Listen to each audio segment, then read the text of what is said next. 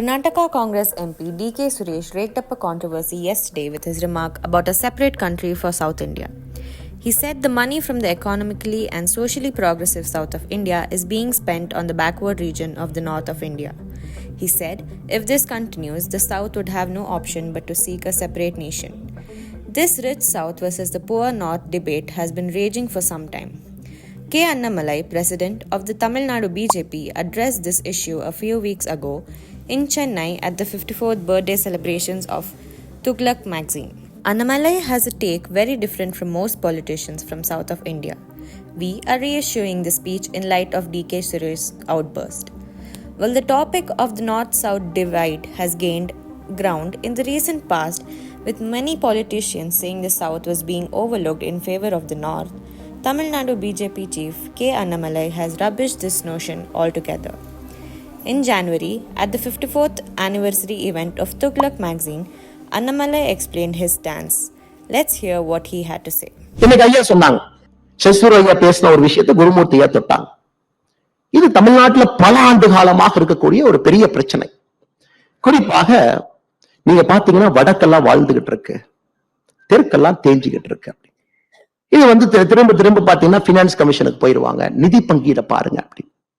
ரிஷிதரூர் அவர்கள் ஒரு பெரிய அறிவாள், நிச்சயமாக இவங்களுக்கு தெரியாத ஒண்ணு இல்லைங்க. இன்னைக்கு இருக்கக்கூடிய formula modified version of Gadgil formula அப்படிங்கிறது 1969 இந்திரா காந்தி அம்மையார் கொண்டு வந்தது. இந்திரா காந்தி அம்மையார் 1969 காங்கிரஸ் ஆட்சியிலே கொண்டு வந்த பொழுது north south different states devolution of resources பாப்புலேஷனுக்கு 50% இந்திரா காந்தி அம்மையார் வெயிட்டேஜ் கொடுத்திருந்தாங்க. அது 100 ரூபாய் நம்ம அனுப்புறோம், 100% 50% வாஸ் பாப்புலேஷன். 1990ல திரும்ப காங்கிரஸ் எல்லாம் இருக்கும் பொழுது இட் வாஸ் ஸ்டில் 35%. நம்முடைய ஆட்சியில நாம கொண்டு வந்த பினான்ஸ் கமிஷன்ல, குறிப்பாக 15வது பினான்ஸ் கமிஷன் முழுமையாக நம்மோடு இருந்துச்சு, 14வது பினான்ஸ் கமிஷன் ரிப்போர்ட் கொடுத்திருந்தாங்க. முழுமையா பாத்தீங்கன்னா 14வது பினான்ஸ் கமிஷன்ல 1971 மக்கள் தொகைக்கு 17.5%, 2011 மக்கள் தொகைக்கு 10%, அப்படின்னா 27.5% weightage was given to population. Bharatiya Janata கட்சி ஆட்சிக்கு வந்த பிறகு ஐயா குருமூர்த்தி அவர்கள் சொன்னது போல கன்சென்சஸ் எல்லா மாநிலத்தினுடைய அனுமதியை பெற்று எங்க 50-60% ஆரம்பிச்சதவங்க you have brought it down to 15%. இன்னைக்கு 15% மட்டும்தான் பாப்புலேஷனுடைய weightage. Remaining for 45% is the distance between the haves and have-nots. அத எல்லாரும் ஏத்துக்கணுங்க. பணம் இருப்பவனுக்கும் பணம் இல்லாதவனுக்கும் இருக்கக்கூடிய குறியீடு 45% வெயிட்டேஜ் கொடுத்திருக்கிறாங்க. 15% குட் பெர்ஃபார்மன்ஸ். பிஸ்கல் மேனேஜ்மெண்ட் நல்லா பண்றீங்களா, நீங்க மத்திய அரசுடைய ப்ராஜெக்ட வேகமா முடிக்கிறீங்களா, நீங்க வெளிநாட்டிலிருந்து வரக்கூடிய இன்வெஸ்டர் ப்ராஜெக்ட் ஆன் டைம் பண்றீங்களா, அதுக்கு 15%. 10% இக்காலஜி, கிரீன் கவரை மெயின்டைன் பண்றீங்களா, தேவையில்லாம பொல்யூட் பண்ணலையா, கிரீன் எனர்ஜிக்கு போறீங்களா, 15% ஜியோகிராபிக்கல் ஏரியா. இது எங்கே ஆரம்பித்தது? காங்கிரஸ் 60-50%இலிருந்து 15% பாப்புலேஷன் வெயிட்டேஜ் இன்னைக்கு வந்திருக்கு. அதை இன்னொரு விஷயமா பிடித்துக் கொண்டு அதை தொடர்ச்சியாக எந்தவித நாலேஜும் இல்லாம திராவிட முன்னேற்ற கழகத்தினுடைய அரசியல்வாதிகள் இது பேசுவது வியப்பு மட்டுமல்ல, இது நகைச்சுவை. இன்னைக்கு உங்களுக்கு தெரியுங்க, 16th பினான்ஸ் கமிஷன் நம்ம அனௌன்ஸ் பண்ணிருக்கோம். அனௌன்ஸ் பண்ணி 15 நாள் ஆகுது. 31/12/2023 நம்முடைய 16th பினான்ஸ் கமிஷன் அனௌன்ஸ் பண்ணிருக்கோம். 16th பினான்ஸ் கமிஷன் புது வெயிட்டேஜ் கொடுக்க போறாங்க. உங்களுக்கு தெரியும், பாப்புலேஷன் வெயிட்டேஜ் 60 15க்கு வந்துருச்சு. குட் பெர்ஃபார்மன்ஸ் 0 15க்கு போயிருச்சு. இப்ப குட் கவர்னன்ஸ் பக்கம் பாரதிய ஜனதா கட்சி நிற்கிறதா, காங்கிரஸ் நிற்கிறதா என்பதை நீங்கள் முடிவு செய்து கொள்ளுங்கள். கட்கில் ஃபார்முலா 1969 தேர்ட் பினான்ஸ் கமிஷன்ல ஆரம்பித்து கட்கில் முகர்ஜி ஃபார்முலாவா மாறிச்சு, மாடிஃபைடு கட்கிலா மாறிச்சு. இன்னைக்கு நம்ம நித்தி ஆயோக்ல வந்த பிறகு முறையாக மாநிலங்களுக்கு நிதி பகிர்வு. நிர்மலா சீதாராமன் அவர்கள் மிக சிறப்பா சொல்லி இருக்கிறாங்க. 6,23,00,000 டைரக்ட் டாக்ஸ் வந்துச்சுங்க, 6,97,00,000 நாங்க திரும்ப கொடுத்துட்டோங்க. இது ஒரு வாய்க்கால் சண்டையோ வம்பு சண்டையோ இல்லைங்க. எனக்கு ரொம்ப ஒரு கஷ்டமான வேலை, ஒரு அரசியல் தலைவராக, ஒரு இந்திய குடிமனாக இந்த சப்ஜெக்ட பேசும்பொழுது உடம்பு மேல ஒரு கம்பளி பூச்சி ஊடுற ஃபீலிங்ல தாங்க நான் அதை பேசுறேன்.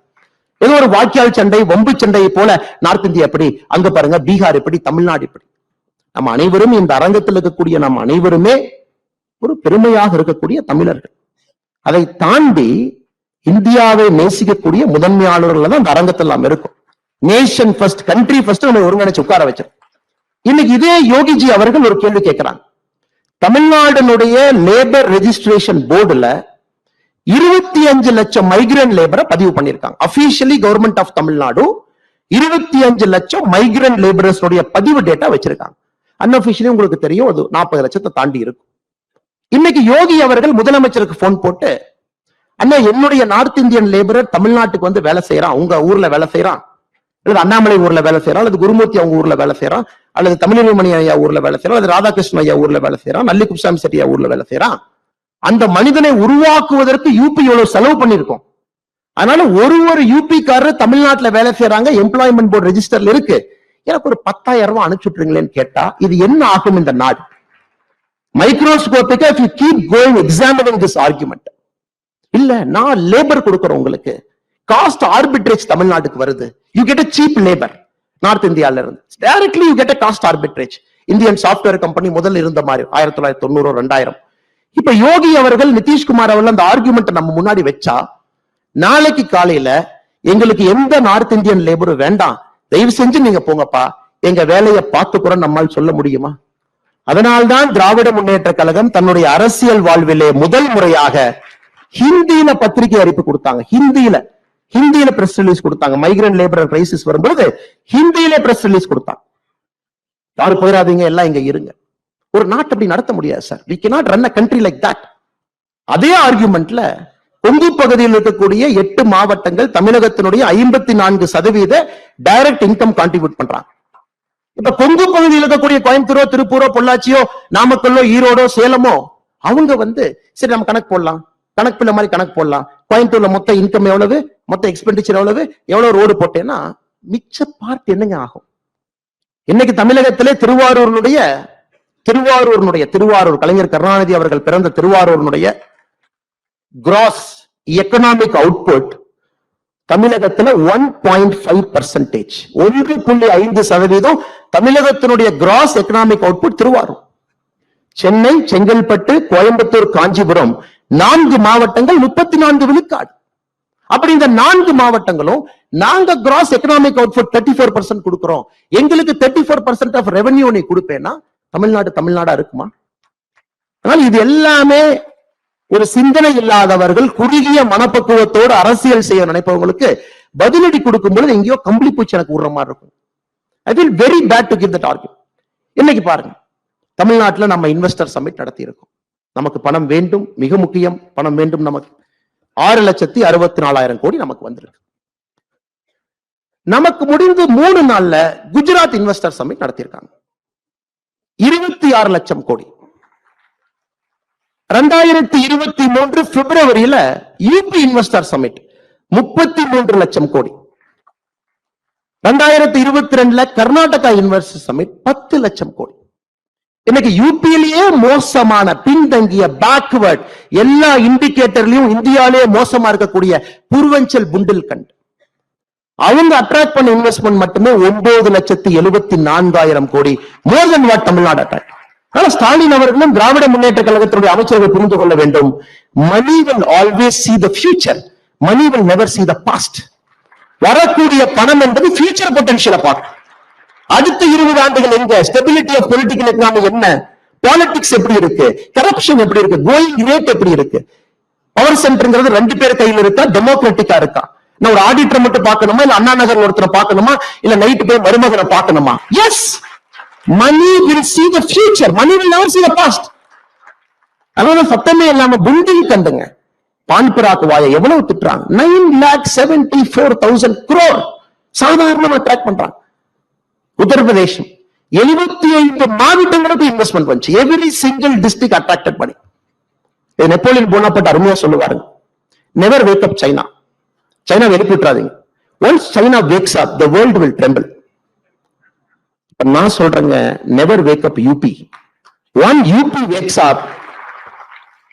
நம்ம ஜிங்கோயிஸ்டிக்கா தமிழனா சொன்னா oh Tamil Nadu is in trouble, இந்தியனா சொன்னா once UP wakes up it will power India. 23 கோடி மக்கள், அவங்க கிராஸ் என்ரோல்மெண்ட் ரேஷியோ 36% இருக்கிறாங்க. if they hit 40%, southern states nuடைய மொத்த education output UP மட்டும் கொடுக்கும். சசி தரூர் சொன்ன ஆர்குமெண்ட் நான் கவுண்டர் பண்றேன். I am just reversing it. When UP's gross enrollment ratio hits 40% in a matter of 3.5 years, உங்களுக்கு ஒரு லேபர் நமக்கு தமிழ்நாட்டு கிடைக்க மாட்டாங்க. Tamil Nadu is in serious trouble 2028, 2029. காரணம் மேனுஃபேக்சரிங் இண்டஸ்ட்ரி யூபியை நோக்கி போச்சுனாங்க, we are in serious trouble. அதை நோக்கி நம்ம அரசியல் பயணிக்கிறத இல்ல, இன்னும் நார்த் சவுத் பேசுறோம் சத்தமே இல்லாம. எங்க 2016 வரைக்கும் உத்தரப்பிரதேசனுடைய மொத்த மருத்துவக் கல்லூரி 12ங்க, மொத்த மருத்துவக் கல்லூரி 12ங்க. 23 கோடி மக்கள் 12 மருத்துவக் கல்லூரியில போய் படிச்சாங்க. கடந்த 4 ஆண்டுகள்ல உத்தரப்பிரதேசல புதிதாக உருவாக்கப்பட்டிருக்கக்கூடிய மருத்துவக் கல்லூரி 32.